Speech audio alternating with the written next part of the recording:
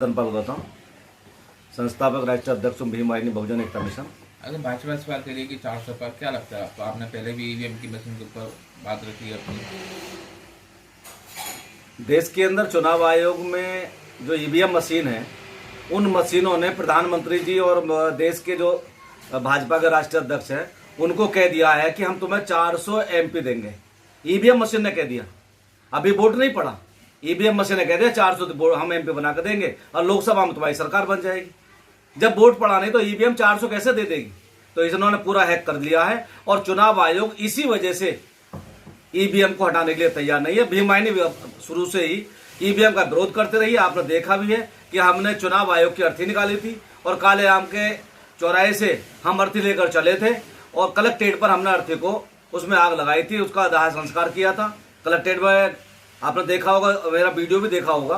तो हम तो शुरू से ही चुनाव आयोग के विरोध में रहे हैं, ईवीएम के विरोध में रहे हैं। आज देश को चला रहे हैं तो केवल 3 लोग चला रहे हैं जो चुनाव आयोग में बैठे हैं। यही देश में गुंडागर्दी, यही देश में वोटों की चोरी, यही देश के अंदर वोटों की लूट कर रहे हैं। अगर ईवीएम रहेगी तो देश के अंदर 400 पार नहीं, ये 500 पार कह देगा, 500 एमपी बनेंगे।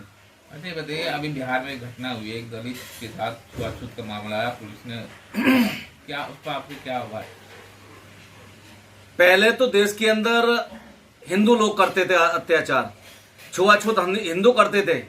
आज देश के अंदर मैं ये बड़ी विडंबना समझ रहा हूं, कोई मुसलमान छुआछूत नहीं कर रहा, ईसाई छुआछूत नहीं कर रहा, जैनी पारसी छुआछूत नहीं कर रहा। केवल वो हिंदू करते हैं जो दलितों को हिंदू कहते हैं। जब चुनाव होता है हिंदू कहते हैं, जब हिंदू मुस्लिम की बात होती है तो हिंदू कहते हैं, और जब अधिकारों की बात आती है तो हम सुल्कास्ट और एससी के लोग हो जाते हैं। आज ये देश के अंदर, पहले तो गाँव के अंदर हम देख रहे थे, लेकिन अब तो ये पुलिस में भी देखने को मिल गया है। बिहार के अंदर वैशाली जिला है, वहां एक हंडवा क्षेत्र है, वहां की एक पुलिस चौकी है।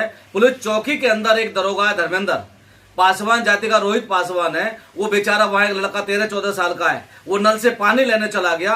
दरोगा को मालूम पड़ा ये पासवान जाति का है, एससी जाति का है। उस लड़के को पीटा, इतना पीटा, और पीटने के बाद में उसको थाना चौकी के अंदर बंद कर लिया। उसके परिवार के लोगों को मालूम पड़ा तो उसकी मदर वहां जाती है, उसको भी भद्दा भद्दा गाली दी जाती है। बहन जाती है, उसको भी परेशान किया जाता है। गांव के लोग इकट्ठे होते हैं, जब चौकी के अंदर जाते हैं, वहां कहते हैं दरोगा से कि तुमने छुआछूत किया है। 75 साल की आजादी में आज भी अनुसूचित जाति जनजाति के लोग आज भी छुआछूत का शिकार बने हुए हैं। पहले तो जनता करती थी, अब पुलिस करने लगी है, अब प्रशासन के लोग करने लगे हैं। तो उस दरोगा ने अपनी फोर्स के द्वारा उस लड़के को, उसकी मदर को और 4 अन्य लोगों को कोतवाली में ले जाकर बंद कर दिया।